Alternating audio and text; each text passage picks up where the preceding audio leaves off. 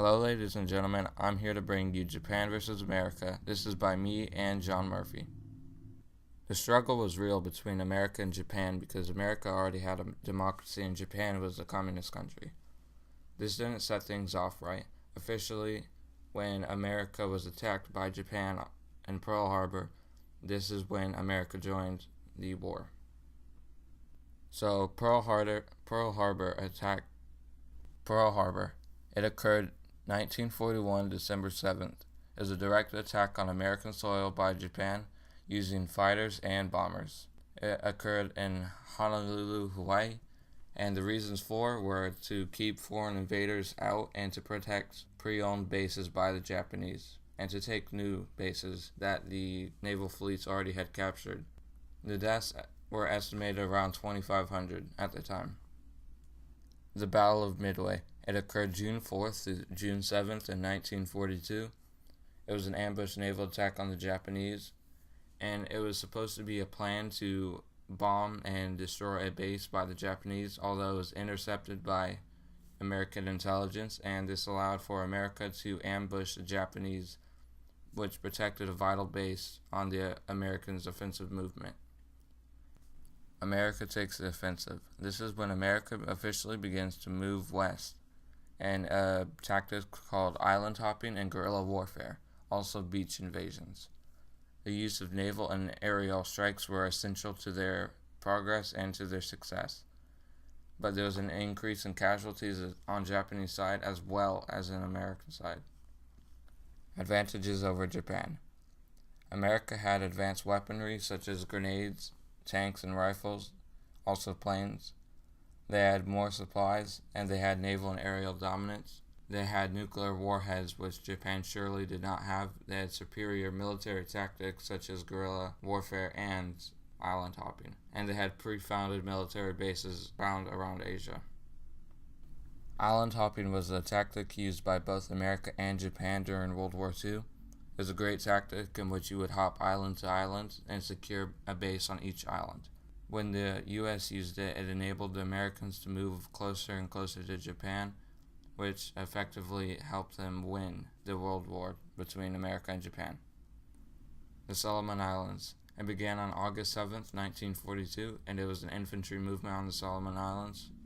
It took nearly 3 months to capture. It was one of the bloodiest battles in the Pacific, and the speed of the conquer slowed only because of the diseases that came on both sides because of unsanitary conditions. It made for a strong and vital point for America, and it is what helped further conquer West and to hold captured islands.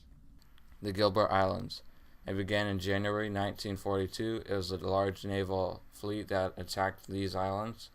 This included 6 fleet carriers, 5 light carriers, 6 battleships, 6 cruisers, and 21 destroyers. There were more than 4,500 casualties on the Japanese side and over 1,000 American casualties on the American side. This inched the Americans towards Japanese soil, not much, but it did grab them a lot of potential bases and points at which they could use for support. The Marshall Islands. On January 31st, 1944, the Americans invaded the Marshall Islands, and this became bases for the aircraft and supply drops. For example, the B-29 Fortress, which was a vital plane that was used during World War II by the Americans to bomb and raid islands. It moved the Allied forces much closer to Japanese soil. And the Aleutian Islands, I believe is how you pronounce it. It was called the 1,000-Mile War, and it occurred May 1943. Nearly 100,000 soldiers were deployed, which was one of the largest Pacific attacks by Americans, and it consisted of both Americans and Canadians. Japan did not think this through, you could say, and they hastily and recklessly attacked the Americans, which gave the Allied powers an advantage. Iwo Jima and Okinawa, I assume is how you pronounce it. February 19th, 1945, it took 3 of the largest kamikaze airfields out, which really helped because it allowed for island hopping to be much more effective now that they had less to worry about airwise. And over 70,000 Americans stormed the islands with much casualties. It was a crucial piece to the success of island hopping. The warning given by America. America gave fair warning towards Japan before bombing, towards the people and towards the leaders, but for ignoring these, this is when this happened, the bombing of Nagasaki and Hiroshima. Hiroshima. The bomb used was Little Boy. It weighed about 10,000 pounds and was equal to 15,000 pounds of TNT. It was shown to show the measures that America would go to ensure either Japan's defeat or their surrender. It killed over 80,000 people instantly and caused harm many, many years after the initial blast. Japan still refused to surrender to the Allied powers at this point, and later another bomb was dropped on Nagasaki.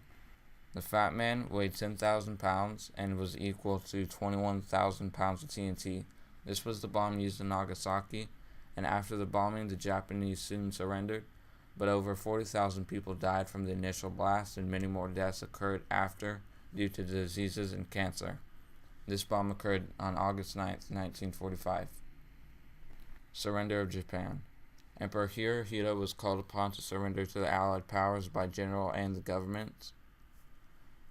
The signing of their surrender occurred on September 2, 1945. First, the Japanese Foreign Minister Shimitsu signed for the Japanese government. It gave American control over Japan. After World War II, the Japanese were forced to uphold the democracy given by America. They were also forced to disband the army and rely on the U.S. for military support. And the Japanese citizens continued to suffer from cancer caused by radiation and diseases caused by the radiation. If not for the intercepted call by America, much of the U.S. vital bases would have been lost, and much of the fleet of America would have been destroyed, which may have caused America to lose this war. The signing of the surrender only lasted 20 minutes. Russia and Japan today still have not signed a treaty. And during beach invasions, many soldiers died due to drowning because after leaving the ships, they could not swim to land because of the amount of equipment they were holding. The reason we chose to do this is because it was a very important part to our history of America and why we are probably still alive today. So yeah, hope you guys enjoyed this presentation. Here's our bibliography, and thank you.